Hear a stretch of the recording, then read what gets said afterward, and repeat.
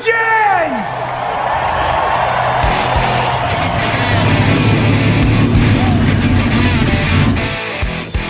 Hit the pace car! What for? Because you hit every other damn thing out there. I want you to be perfect.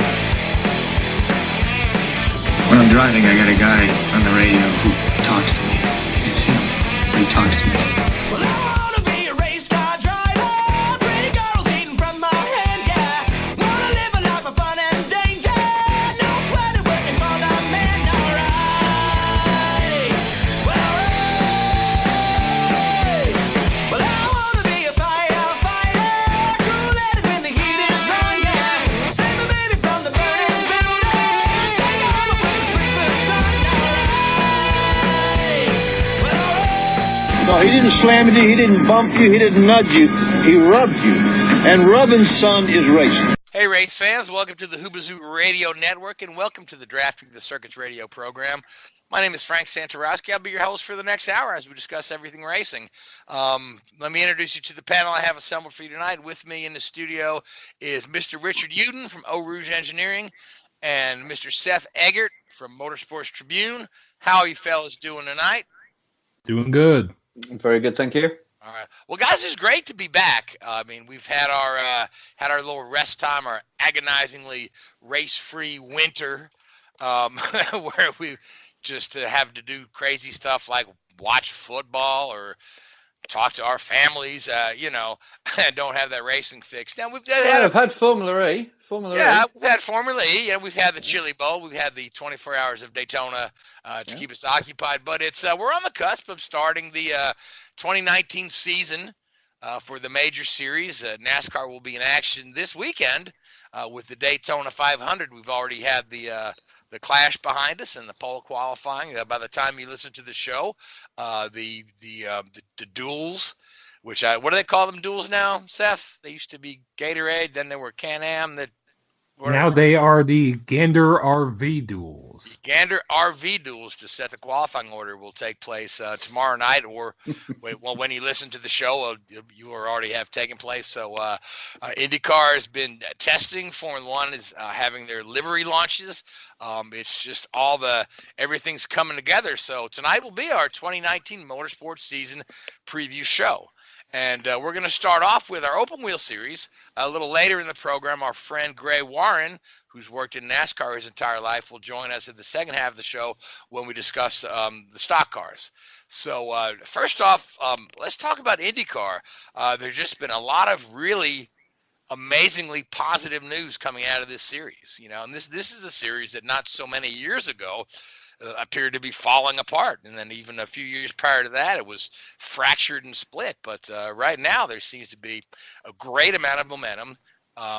After 5 years, Verizon has signed off as the title sponsor. IndyCar, without missing a beat, was able to bring in NTT Global, which is the international arm of NTT Data.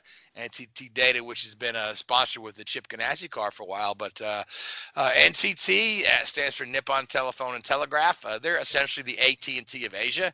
They're a huge corporations company. They work on technology that is used to design smart cities. They want to design smart racing. We'll have to see what the future holds for this, but in the meantime, it's a pretty good partnership for the series. A lot of folks are plenty happy about it, plenty excited about it, looking to see how this partnership will benefit each party there. NTT obviously brings a lot to the table in the terms of technology and communication, so we'll just have to see how that goes. I'm sure this will probably eventually lead to an international race, probably back in Japan. I'm sure NTT would love to see IndyCars back in Japan at Twin Motegi. Also, this will be the first year of the exclusive NBC deal. We will no longer be splitting races on ABC and NBC. All the races will be on NBC or NBC Sports. All the qualifying and practice will be on NBC Gold app. And on top of that, we've signed a couple of other sponsors. Speedway, the convenience store chain, has signed on as the official fuel of the series, replacing Sunoco, which I kind of find funny because I always think of Speedway as a place to get a cup of coffee. I don't think of Speedway as an actual fuel. But there they are, the official fuel of the series, Speedway. And they're also able to sign a Gainbridge, which is a company on as a presenting sponsor for the Indy 500. So all good news there with a bunch of new partners. And on top of that, we've got a really great rookie class this year. Being led by probably the two most exciting rookies are going to be Felix Rosenquist, who a lot of us have been wanting to see in this series for a while. He'll be partnering Scott Dixon at Chip Ganassi. And then Marcus Ericsson comes over from Formula One to fill in for the injured Robert Wickens at Schmidt-Peterson Racing. So now, Richard, you're fairly familiar with Ericsson here, and he actually is tested quite well. He was right there near the top of the timesheets in COTA. So before we get on to talking about the other rookies a little bit, Ericsson's had a pretty good positive attitude coming into the IndyCars. And I mean, what are your thoughts about this kid? I think his confidence is quite well founded. I mean, he had a relatively long Formula One career for somebody who maybe hadn't had a top drive, but last year a lot of the talk was about Charles Leclerc in terms of his development within Sauber, but he was kept honest for most of the season. I mean, Leclerc probably did outperform him in the grand scheme of things, but it wasn't every single weekend. He certainly held his own there. So I think he's got every right to come over to be confident and to think that he can go into a competitive car and make some waves there. He's had a good year last year, and the results maybe didn't show, and he was dropped, but it was dropped more for a political reason than I think necessarily a raw performance perspective. Yeah, and I feel like the situation he's stepping into with Schmidt-Peterson Racing is a very good situation. Again, it's quite a competitive car. We saw Robert Wickens at the front end of the field quite often in that car. Hinchcliffe won a race last year. We did have the little gaffe where Hinch missed the Indy 500, but that can be chalked up to dumb luck or poor preparation or whatever. But on the heels of this, the Arrow Electronics Corporation has stepped up their involvement with the team. They've got their name on all three team cars. The third car is the partial season entry for Jack Harvey with Michael Shank involved there. And they've also, acquired the naming rights for the team. It's now the Arrow Schmidt-Peterson team. So that's more money coming into the team. That's a tremendous amount of support. I mean, you got to believe these guys at Arrow really have all the faith in the world in this team and in this series to put that kind of commitment there, particularly after they had to, suffer the embarrassment of sitting out Indy next year. But here they are, ready to go, all on board. They've got an extra tub and chassis ready for Robert Wickens should he be able to return this year too, which is also exciting. Speaking of Wickens, he continues in his recovery. We see he posts some videos here and there, on his social media of walking with some assistance, on an exercise bike and doing that, just trying to get all that, all those nerves and muscles working, and we're really hoping him a full recovery. So, and he also at one point did a video with Hinchcliffe. It was a parody of Days of Thunder. Yes, the wheelchair scene. Yep, it was quite funny. So it shows that even as devastating as his injuries were, it certainly didn't hurt his sense of humor at all. And him and Hinch, when you get those two guys together, you better watch out, So be ready for a couple laughs. But moving on to some of the other rookies in the field here, we're going to see Ben Handy is going to make his debut in a partial season with Dragon Speed Racing, which is a new team. R.C. Enerson will be back in the series. He's raced a few IndyCar races here and there, but he's still eligible for Rookie of the Year honors. He's going to be part-time in the Carlin car, splitting seat time with Charlie Kimball. Kimball, who's commitment from his sponsors, only allowing him to do, I believe, a 5 or 6 race season, which includes the Indy 500. Santino Ferrucci will be full-time in the coin car. This is a kid, he did a couple races with coin last year. He was pegged to be the test driver for Haas. He's had some time in Formula 3, had a couple of unfortunate incidents over there, and he's back in the States. So, but we'll see what he can do. He's bringing some money to the team. The livery on the car looks great. It's a bright chrome livery.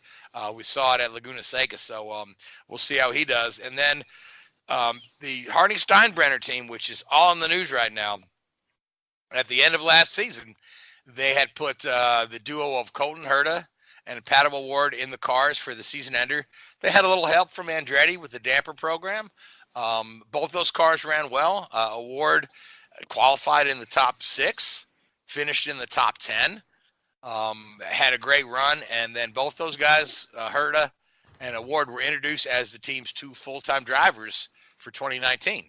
So, flash forward to earlier this week, it's announced that Pato O'Ward has split ways with Harding-Steinbrenner Racing. And it turns out that they had a full-time engine lease for Herta, but the engine lease for the second car only covered 3 races, including the Indy 500, which is what the Indy Lights Championship Scholarship would cover. And there's some other stories coming out that Auto Week has reported that Michael Andretti offered Pato a 8-race deal in an Andretti car, and Pato turned it down. And that was published the other day, and actually Pato came to his own defense on social media when a lot of folks were saying a few disparaging things about him, along the lines of it was immature of him to turn down Andretti, or a stupid move, a bad move, who does this kid think he is, those sort of things. But so now a few more details have emerged that, Pato says he didn't decline the deal. But at the time he was released from Harding-Steinbrenner, the deal was already off the table. I guess the timing wasn't right, but he went on to say that he's had to sign some sort of confidentiality agreement. So there's a lot behind the scenes that we're not being told. And then on the heels of all this, Andretti announces officially the alliance with Steinbrenner and Harding for next year. So Seth, jump on in. And from what it sounds like, Pato might have found a home, at least for all but maybe one race of the season, with Ricardo Juncos and Juncos Racing. Right now, all they have is one race scheduled with Kyle Kaiser. That being said, there's still a lot of fluidity in this situation as far as where Pato could end up. He's also talked, apparently, to Sam Schmidt. He's talked to just about every owner in the paddock area. So he's talked to Ray Hall a little bit. Yeah, Ray Hall's indicated that they're stretched pretty thin as it is. The thing to get a team to add a car, you're not just adding a car, right? You're adding personnel. And then again, there's the question of the engine leases. If this one engine lease was restrictive, what makes you feel there's an extra one laying around? Although Michael Andretti can seem to make this happen. I'm not sure. I really would love to know the whole story of how that went down and what fell through, because what the little bits and pieces we're hearing some are out of context and others just don't add up. So, but for his part, Award has had nothing but nice things to say about Michael Andretti. He's mentioned that he wouldn't be where he was without Andretti running him in lights. He said that he was on the phone with Michael 5-6 times last Friday before this whole thing went down. So I'm not sure what the stumbling point was, but it sounds like they tried 11th hour to make something happen, and it just fell through. But to your point, Seth, Juncos looks like the spot where there's a car available without a driver. That has an engine for all 17 races. So we'll just have to see what happens. But he's got $1.1 million in Indy Lights scholarship money that is supposed to guarantee a start at the Indy 500 and at least 2 other IndyCar races. Now, if he doesn't use this money, my belief is, after talking to some folks, that he can't carry this over to next year, or he can't take this money and put it into an Indy Lights program and do another year lights. Can't take that money and take it over to IMSA, certainly. So I have the feeling, just from what I've been told and what I've heard, that it's a use it or lose it. But this is a kind of a unique situation where we've had a guy who's lost his ride, 3.5 weeks before the season opener. So it's a little bit unprecedented, because the whole ride was set up and it just fell through. So I don't know if anything doesn't happen for him this year, if IndyCar would make an exception. But it'll be interesting to see how all this pans out. But hopefully, come St. Pete, we'll see Pato O'Ward in a car, because face it, the kid's pretty good, and he deserves a ride in the series. Don't you say, Richard? Oh, yeah. Yeah, I mean, was it at Sonoma last year? He was qualified in the top 5 or 6, wasn't it? Or raced there for a good part of the year of the race. Yeah, the kid's got something. Absolutely. So, with that being said, let's really quickly we'll just talk about how entries for the Indy 500 are lining up. Even at this early stage, we will most certainly have bumping if we start to count up all the cars. I believe we're at 36. Maybe even 37. There's Rahal's adding a car for your countryman Jordan King. Dale Coyne will have an extra car in there for Pippa Mann. He'll be running 3 cars. There's Connor Daly is going to run the Indy 500 in an Andretti car, which for him that's a fantastic opportunity. So it'll be great to see him there and what he could do. And beyond that, there's a couple of possibilities that we might see Daly in a couple other races in Andretti cars. So Indy 500 shaping up to be good, but the 2 new circuits on the year this year will be Laguna Seca and Circuit of the Americas in Austin. And the teams have 21 cars tested at Laguna last week. There's 25 cars testing at COTA this week, which now, Richard, you and I were talking that this it's probably the first time in recent years we were able to see a head-to-head comparison of the same car or same track, same configuration, the same season of Formula One versus IndyCar. I mean, the last time they raced the same track was in Montreal, but they changed the configuration for the kart guys then. But then you'd have to go back to Watkins Glen in 1980, the last time you saw IndyCars and Formula One on the same track in the same year, and even then, the kart series used a short version of the course. Or you'd have to go all the way back to the 1950s when they did the Race of Two Worlds and put Indy cars and Formula One cars on the same track in Monza. So that being said, the Indy cars were 14 seconds shy of Lewis Hamilton's pole speed. Okay, Lewis Hamilton's pole speed being the high mark. So say in race trim, realistically, 9 to 10 seconds slower.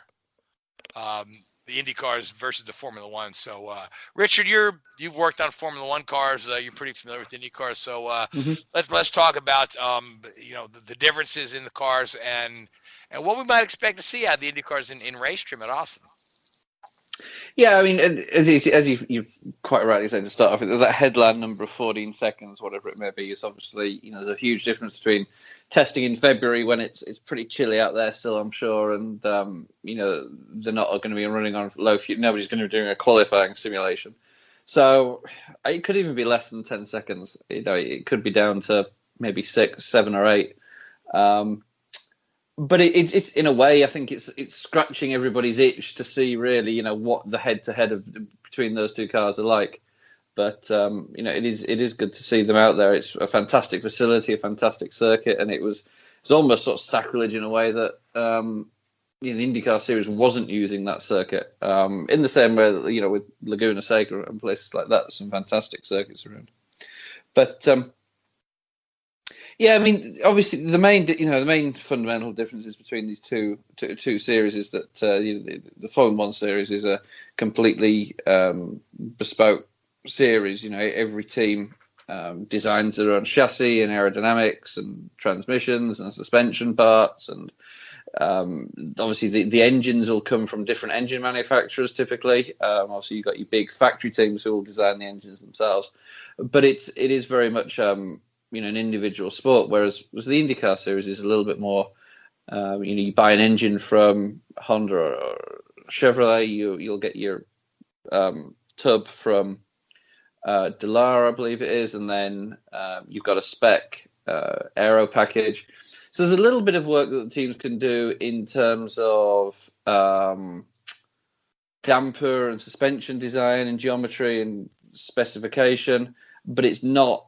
Again, it's still very, very limited. The big differences that I think you see are in terms of the simulation work these teams can do, and also how they engineer the cars and how they go about setting them up. I want to say that the Formula One cars probably have much quicker cornering speeds. Oh, yes. The downforce they generate. Between the downforce, the DRS, the fact they have power steering, and what's the horsepower on a modern Formula One car these days? Well, with it being a turbo engine, it's pretty difficult to sort of put them into comparison with a normally aspirated engine. But I don't think any of the teams actually really release that information anymore.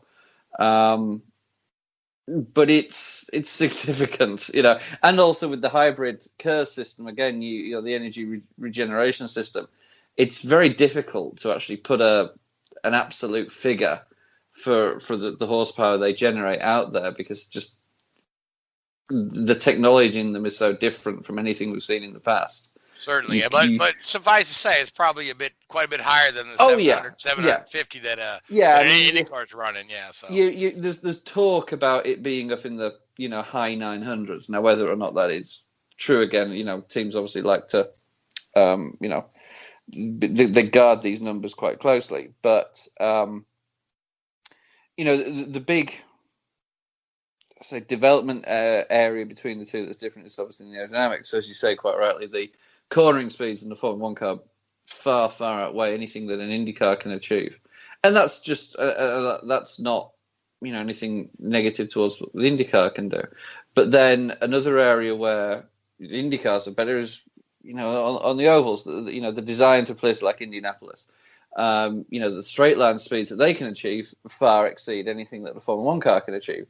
Again, they're just not designed for it. You could, even if you took a Formula One car and stripped it of, made it incredibly, streamlined and reduced all the downforce from it, I doubt very, very much you could get anywhere near an IndyCar lap time at Indianapolis. Now, some of you guys out there have got iRacing or something, one of the similar packages. I'm sure people have done it. How to Formula One car around Indianapolis and see what the lap time comparisons are. But it's each car's built for a different style of racing and also a different market. Take a leading team, a Penske or an Andretti, they would have a minuscule budget compared to even the smallest Formula One team.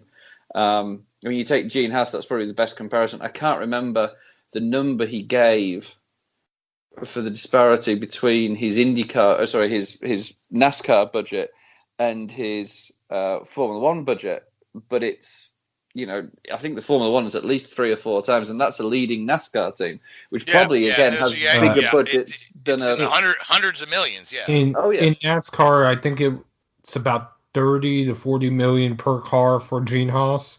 Mm-hmm. And I want to say he was spending 100 to 150 million per car in F1. So 300 million to maybe 100 million. So it's 3 or 4 times the difference there. And again, I don't know what the budget of an Andretti or a Penske would be in IndyCar, but I believe it's again lower. So significantly less than 150 million. Yeah. Yeah.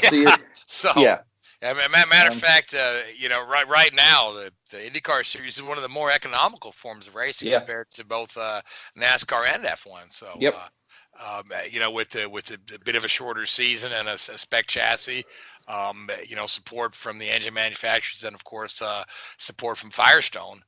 Which again, one other IndyCar announcement, Firestone signed on through 2025. So. Great news, because they've been an excellent tire partner for the series. But let's finish up talking about Formula One. We were talking about Haas. Now Haas has a new sponsor they've signed on. Rich Energy. Rich Energy was close to signing with Williams, but ended up with Haas. So the funny thing is that a lot of people don't know a lot about Rich Energy. They claim to have produced 90 million cans of energy drinks, but nobody I know have seen one on the grocery shelf. How about you, Richard? And you've got friends in the UK who should be around there. But there's a lot of really weird rumors circulating about this company, Richard. But Yeah. I mean, what do you know about them? Well, the first came to prominence, obviously, with when they announced back in the last year that they were going to Haas F1, but even before that, they were on the verge of announcing a title sponsorship deal with Williams Formula One team. So I think it came a little bit of a. I know it came as a shock to the Williams organisation, as they didn't, they didn't know about. They thought they had the deal locked up, and the first time they knew about it was when they announced it with Haas. So that was, it was a little bit awkward for those guys. But yeah, I think Haas have to be a little bit careful here with who they're playing with. You've seen it all too often in Formula One, thankfully not recently, but certainly in the 80s and 90s, that money appeared and disappeared quite quickly. So, yeah, I hope it's real, and I hope they do exist, and I hope they can put some money in there. Evidently, the first couple checks have already cleared. Well, they've already made their first couple of commitments. So, I mean, that's yeah. But I mean, we've seen things, fall through. Even recently with who did Andretti have as a sponsor with Hinchcliffe? It was a blue livery, some sort of data company, or oh God, I can't remember with it. But they had the girls in the spandex suits, and it was the Seth. Do you remember? But anyway, it turned out that none of the checks that they were supposed to write to the team ever showed up. And then we saw the same thing happen with Brian Herta's team. They had a company called Energy, ENERGEE, had made a sponsorship commitment, and none of that money ever made it there, which led directly to Herta's team being absorbed by Andretti. So yeah, I guess Haas has got to be careful. But this guy, the Rich Energy guys, he says they're legit. He says if you don't believe that they're an actual drink company, you don't believe that Neil Armstrong walked on the moon. That's pretty close to his exact words. So, but looking at the rest of the Formula One field, Richard, who do you think is going to surprise us this year? We've seen new faces, new places, some new engines in new cars. The Hondas in the Red Bull now. Yep. What are your thoughts?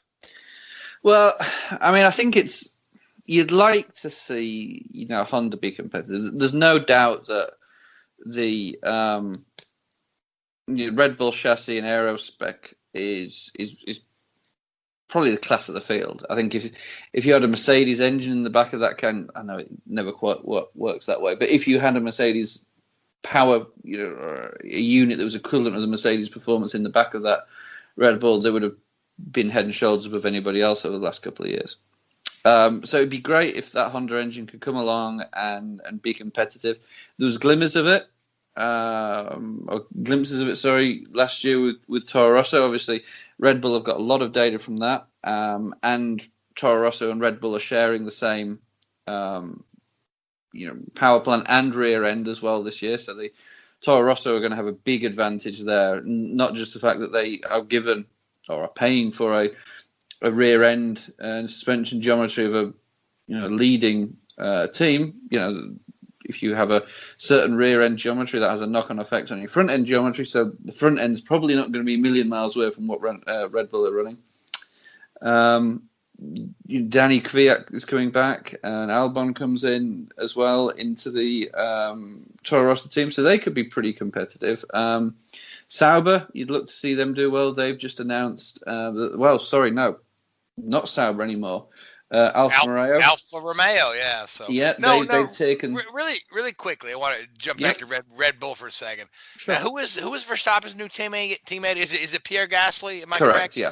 Yeah, so Yeah, Pierre Gasly's in there. I kind of like that guy, man. I think He's got something about him for sure. Yeah. And it'll be interesting to see how Verstappen handles that in a way, because obviously Red Bull's had a history of having your lead driver around and then somebody comes in and forces him out. Obviously you've seen when Vettel was there in sort of the early 2010s, Danny Ricciardo came in and, in all fairness, Vettel's last year with Red Bull was not particularly impressive, and Ricciardo had the beating of him in many, many races. And I think that partly forced his hand to make that move to Ferrari. Then now, of course, you've seen this year Danny Ricciardo go over to Renault because Verstappen's come in, and he's obviously been the golden boy of the team, which is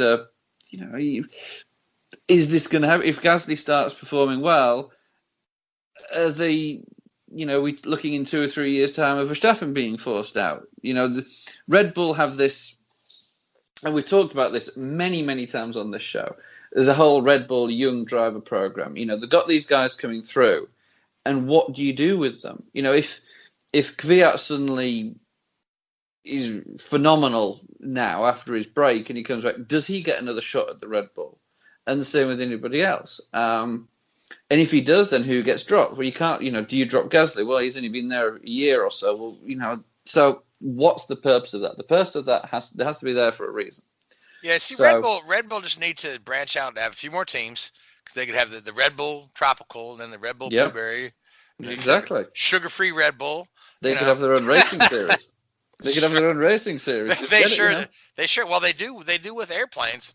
I think they've stopped that now, haven't they? Have they? Oh, I think so. That's fun Anyway, to watch. yeah.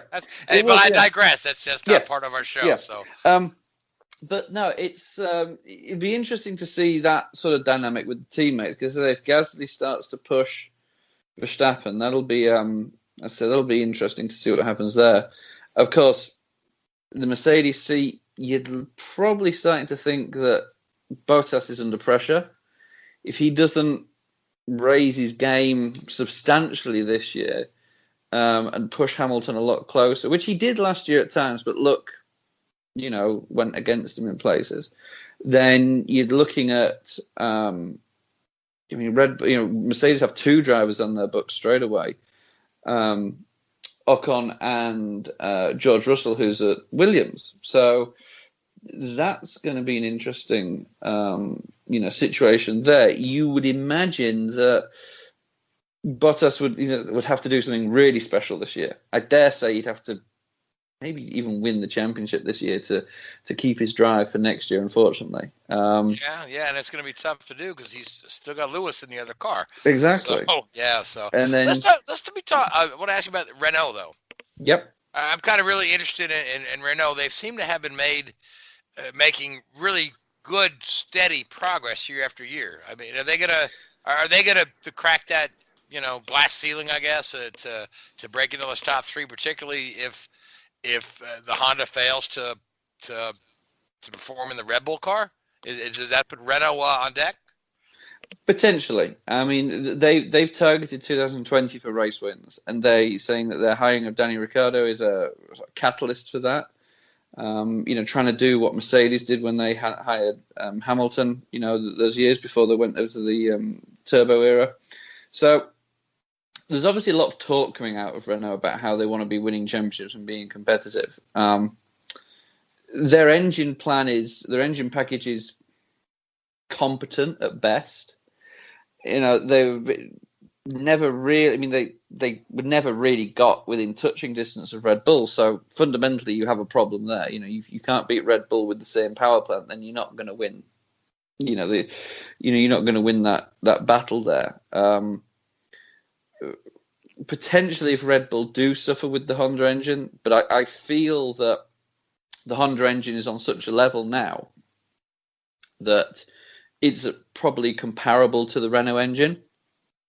I'm sure McLaren wouldn't want to hear that, but I think there's a similarity. I think that the difference between the 2 cars is going to be such that even if there is a detrimental engine package there, I think the aero package on the Red Bull side will more than make up for that. It's one of those difficult things, isn't it? You know, you want to see the likes of Renault be competitive and back up at the front end of the field. You want to see the likes of McLaren be competitive and back up at the front of the field. You know, even guys like Williams, anybody. You want to see people break into that top 3 category. But for that to happen, one of the big 3 has to underperform, and that is getting harder and harder because the level that these guys are working at, you know, the levels that the guys like Mercedes and McLaren and Red Bull and Ferrari are working at are on such another level compared to these other organizations. It's very, very, very hard to break through. I mean, it's almost like you've got the big 3 teams are your NFL teams, and then everybody else is playing college football. It is becoming almost impossible for these guys to bridge that gap purely on the financial side, and the resources of a team like Mercedes is phenomenal, and Renault can say everything they want to say, and I genuinely hope they are competitive and they do push for race wins, but it's going to be a tall order, you know. I think there has to be a seismic shift in Formula One for some of these teams to regain the ground that they've lost. Yeah, well, I mean, the seismic shift is not out of the realm of possibility. If you look at the teams that are at the bottom of the grid, you know, they include McLaren and Williams, who are responsible for how many championships over the years and how many dominant seasons, you know, back in their heyday. So yeah, I mean, yeah, things 100%. Cyclical. But you look at it for sure, yeah. So. And what do those teams that you mentioned there have in common? Well, they're constructor teams, and they did well during the constructor era before the constructor era is no more. And this was my big point. I mean, even when I was working at Williams' team, there was talk that Honda approached Williams back in 5 or 6 years ago when they were looking to return, and Williams said no because they had the Mercedes deal. And there's no doubt Williams had that 13-14 era when there were battling for podiums up there. But I'll say this now: you will not win a championship as a customer engine supplier. No Mercedes-powered team, apart from Mercedes, will win a championship. No Ferrari-powered team, apart from Ferrari, will win a championship.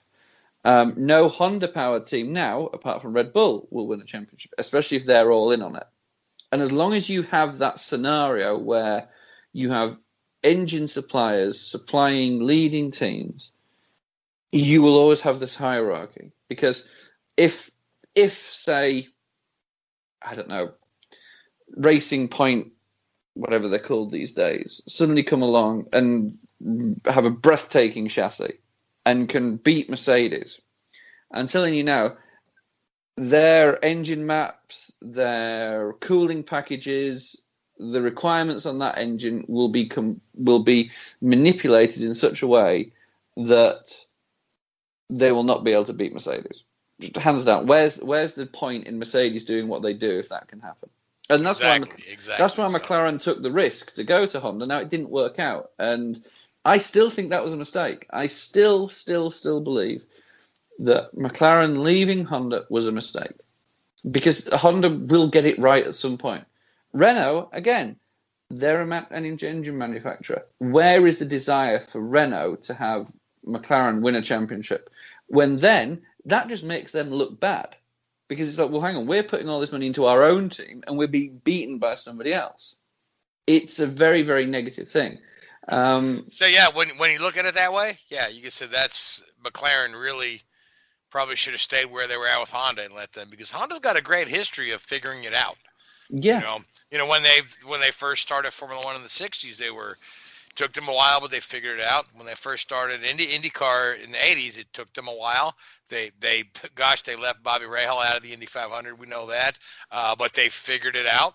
So and time and time again, they've left Formula One and come back in, and they've always figured it out. So, good on them. So, Richard, just about another minute on Formula One, because we've got our friend Gray Warren has just joined us. Gray getting ready for the Daytona 500, which is coming up this weekend. Gray, who's been twice twice on a member of a team that's won the Daytona 500, and I think that's really cool. But just your final thoughts on the Formula One preview till we're going to turn this over, and we're going to let Gray and Seth take over the second half of the show. Yeah, I mean, there's been some rule changes obviously this year with aero restrictions around the front wing and the barge boss that make the cars follow each other closer. I don't think that's going to make it into a like a restrictor plate race that you see in NASCAR in terms of overtaking. But hopefully it's baby steps into getting into a position where you can see guys fighting for each other. I'm a little bit concerned about some of the noises coming out of Liberty. It's almost as if they're losing interest in Formula One. I hope that's not the case. But yeah, I mean, next week the cars hit the track again for the first time since Abu Dhabi, and it's going to be good to see how many miles Mercedes can do without breaking down. All right. So that being said, we're looking forward to the when's the first race of the Formula One season? It's mid-March, I think, Australia, isn't it? Australia. Yeah, Melbourne, mid-March, I think. Yeah, you've got 2 4-day tests. I think you've got one this week. They've got an off week, then they've got another week. Then they've got an off week, and then they've got Melbourne. So it's probably about a month away, just over 5 weeks maybe. And then IndyCar will start about the same time, mid-March, with the Grand Prix of St. Petersburg. But the NASCAR starts this weekend. I mean, we've already had the Clash. And Seth, you wrote a nice article about the Clash. But Gray, welcome back, man. It's been a long winter. Good to have you back. So glad to be back. Yeah. I mean, I miss talking to you about racing every weekend. So NASCAR's fired up. Now the new rules is the new rules package in effect for Daytona, or is this just the last restrictor plate race? This is the last restrictor plate race. All right. So, but what rule package did they use during the Clash? The restrictor plates. The restrictor plate. Okay, I didn't get a chance to see it, so I just want to make sure all my facts are straight. But I'm just gonna let you two guys take it away and preview the Daytona 500 as well as the upcoming season and trucks and Xfinity. So take it away, Gray. Well, the season got started off with a bang. Much anticipated for a lot of fans. It was kind of a quiet off season with a lot of just not a lot of NASCAR news coming out of the shops until just before Daytona, and everybody was, I guess, ready to get down there and get things underway. And the Clash came out, and Seth and I will debate that, but I was kind of a dud a little bit. I think weather had a lot to do with it. Of course, it did not run to its completion and was twice interrupted by rain, and ultimately ended, due to rain and a big crash at the end. So kind of took the wind out of everybody's sails a little bit there with the much anticipated first race of the season, getting all the cars on track. Didn't quite turn out like everyone wanted, but still good to see the cars back out there, and we'll see some more action tomorrow night and get a better feel for what we're going to see Sunday after tomorrow's twin 150s. But qualifying dominated by the Hendrick team, all 4 of their cars in the top 4 spots. I thought was very impressive. And that was the first time that's ever happened in Daytona 500 qualifying. Just going back to the Clash real quick. Frank was nice enough to say that the article was nice. What I had to say about the Clash wasn't so nice. Just about everything that went wrong or could have gone wrong went wrong in the Clash. You had the wreck at the end that took out all but 3 cars, essentially. You had a scoring error in which they wasted about 4 or 5 laps trying to fix the positioning of cars. You had not only red flags for rain, but there were times in which they actually were driving down the backstretch in the rain before the caution came out. Mm-hmm. And you had a jet dryer leak fuel. Yeah. So, I mean, hopefully that's their mulligan and everything. All that's behind them now. And of course, like you said, the Clash was, this makes 2 years in a row where the drivers have walked away from the Clash with less than glowing remarks about it. I think I saw one comment attributed to Kevin Harvick where he said he wished they would just do away with the Clash, that its time has come and gone. Did you see that, Seth? Yes, What were your thoughts on that? I was actually listening to that because he said on his show Happy Hours. Personally, I think it's just that it's too long.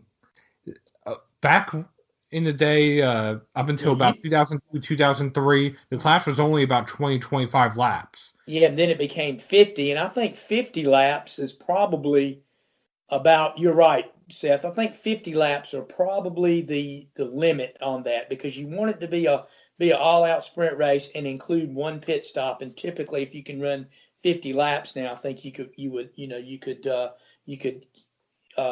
mandate one pit stop in the race, and it would be. But yeah, you're right. I think 75 laps is a little bit too long. And I know why NASCAR is trying to do it. They're trying to get people who did show up for that event, give them a little bit more bang for their buck. But you're right. And back in the days when the Clash was really exciting, it was a much shorter race.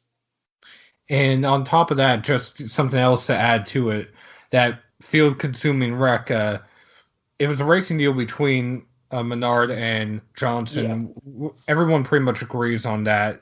Yeah. But just a fact about it, because of that wreck, Jimmy Johnson continues a streak in which he has not had a clean speed weeks since 2006. Yeah, his record at Daytona has been miserable for quite a while there. And in fact, this is the first Clash he's finished in a while, is it not? The first one in, I think, 7 years. Yeah. So, yeah, and like I said, and of course you listen to the fan traffic on the thing. Of course, fans are going to have their favorites, and they're going to debate it. But I agree with you, Seth. It was a racing incident. I don't think you could really put the blame on anybody.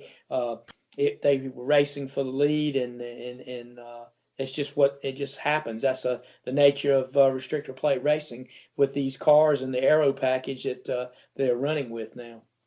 At least the current aero package. Yeah. Time they get to Talladega, they will be running. Speedway. I should say, yeah. Let me rephrase it. The Speedway aero package. Yes. But at Talladega, they will have a slightly different one with the taper spacer instead of the restrictor plate. And then, depending on which track we're at, we're either going to have a tapered 550 or a tapered 750 package. Mm-hmm. And some of the smaller news pieces during the off season, there's already talk of a Gen 7 car coming as early as 2021. Yep, and some of the things that people are speculating on that, the Cup cars will be a complete composite body. They will do things like they'll do away with the splitter, and I've heard that, and raise the side skirts, possibly a newer tire, lower profile tire, and changing of the wheels. And also another thing that I heard, that it's possible that we could see a reduction in engine size. We could go down to somewhere around a 305 cubic inch engine. So, that all of that is also to try to lure in other manufacturers. There's talk of at least 2 being interested, but that they're not interested in the current Gen 6 style body. Yeah, and I've seen some artist renditions and stuff of the Gen 7, much smaller car, a little bit more sportier car look to it. Be 2-door coupes, kind of like that. But if you think about the cars that we're running right now, the Mustang and the Camaro are both coupes. Mm-hmm. So we're kind of heading in that direction as it is. Yes. Toyota's looking to switch to the Supra shortly, aren't they? In the Xfinity, they will be. Yeah, Xfinity they will, but then Supra in Cup next year, or is that not the plan? They have not said yet.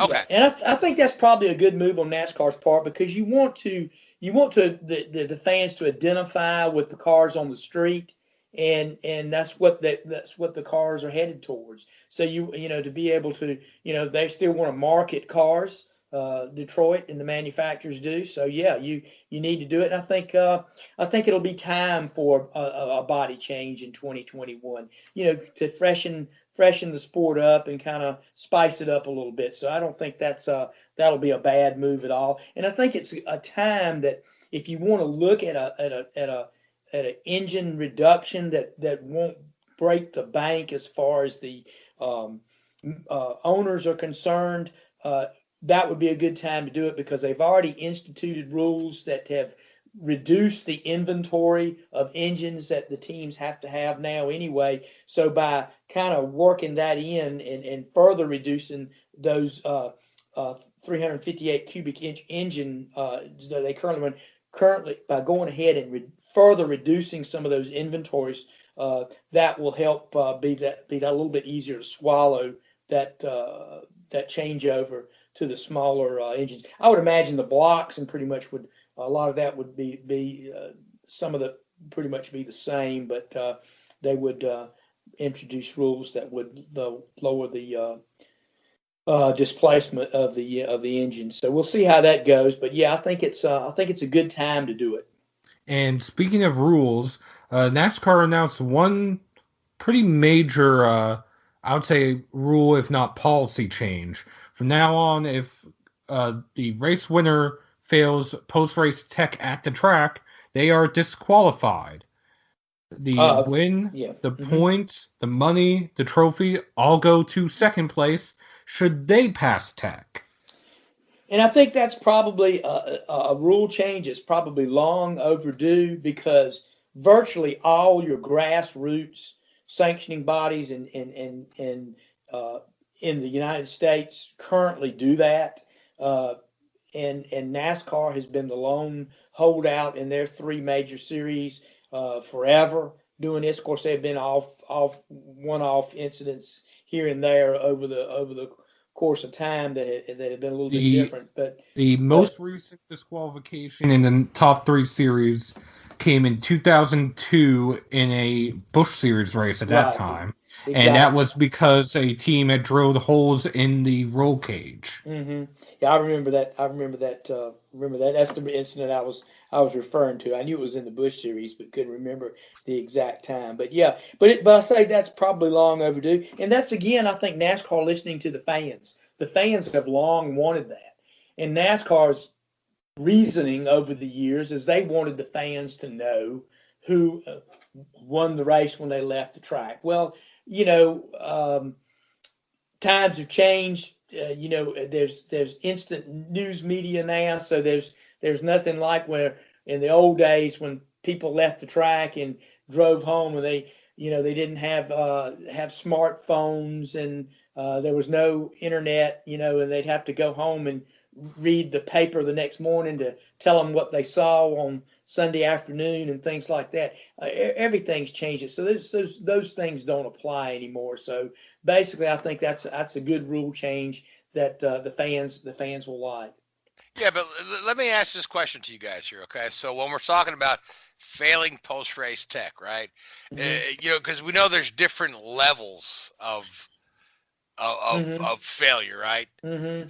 Is the disqualification just at a certain level? Because we've talked about the laser inspection. It can be as simple as what last year was a L1 penalty. Let's say the car being too low or too high, depending on the series, or the incorrect or manipulated spoiler.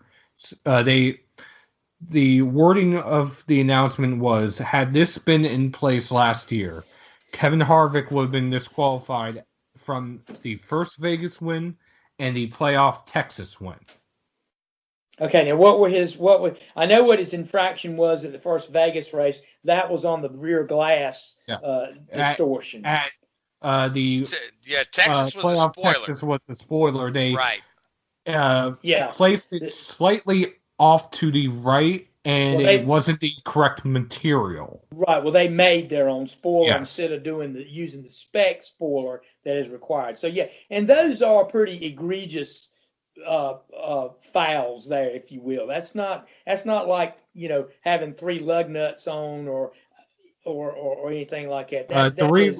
Three lug nuts would actually be a disqualification. Okay. Well, we're just and I imagine I think that's going to cause some controversy along the way. We'll wait and see how it plays out when it does happen.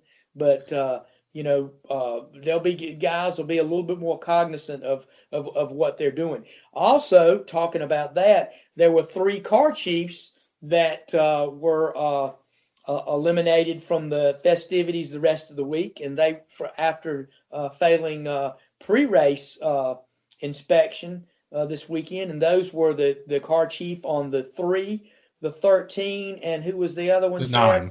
The 9 car. So they all lost crewmen, which would be the car chief for the rest of the week. And that's the other part of the rule change as well. Pre-qualifying inspection or post-qualifying inspection, depending on the track. If they fail twice, they lose a crew member.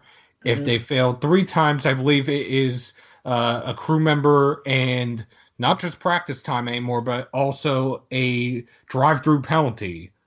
So at the beginning of the race. The beginning of the race. So NASCAR is cracking down on the gamesmanship that teams are getting away with the past 2-3 seasons. So when they lose a crew member, okay, is it a specific crew member related to the violation? Okay, yeah, it is the car chief. Okay. Not the crew chief, but the car chief. Car chief typically is the second in command that oversees all the changes in that the crew chief passed down. So in other words, the car chief is over the car, and he is responsible for making the changes and making sure that the race car is compliant. All right. So if you were a betting man, either of you two. Oh, that's another rule. But if you were a betting man, who's going to be the first guy to lose a win? Just for fun. Well, I don't know. If you went on past penalties, the 2 most penalized crew chiefs in the garage right now are Chad Ganous and Rodney Childers. Mm-hmm. And Chad was, Chad always had, everybody's always got their eye on him when they show up at Daytona, because he's run afoul down there several times. And I mean, in one of Jimmy Johnson's Daytona 500 wins, he was sent home prior to the 500. 2006.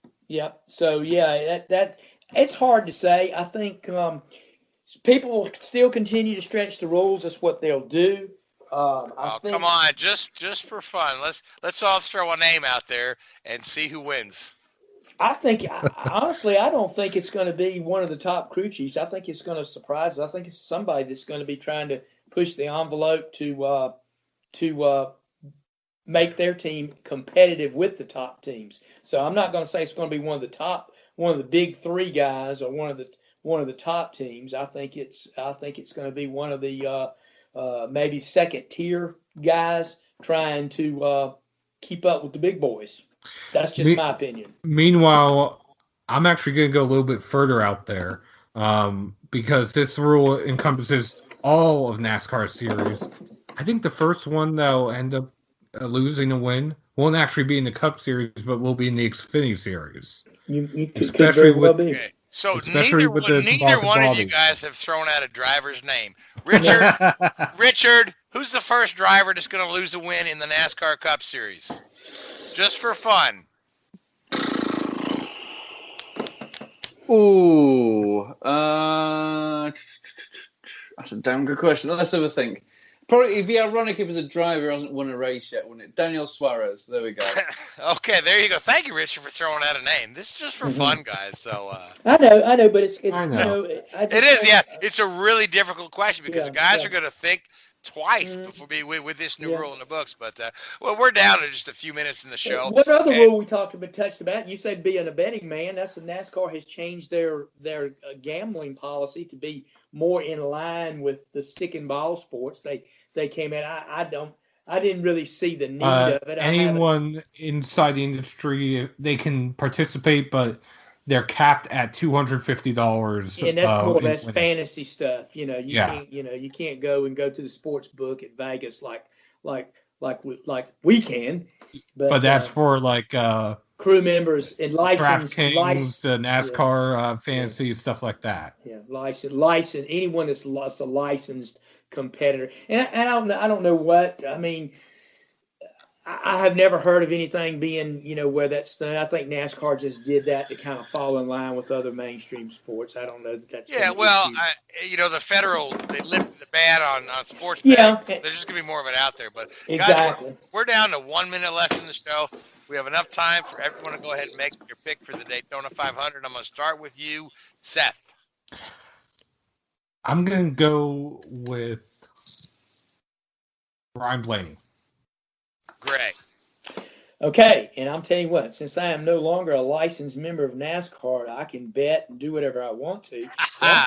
So I look at odds and things like that, and my pick does not have any bearing on how he ran this weekend in the Clash. But I told someone a week prior to put money on this guy for me at in Vegas when he was out there. He's at 40-1 currently, and that's Paul Menard. So that's going to be come on. That's my pick. That's my pick to win the 500. All right, now Richard, you get a pick. It sounds like you were going to go with Paul Menard, but now you get to pick.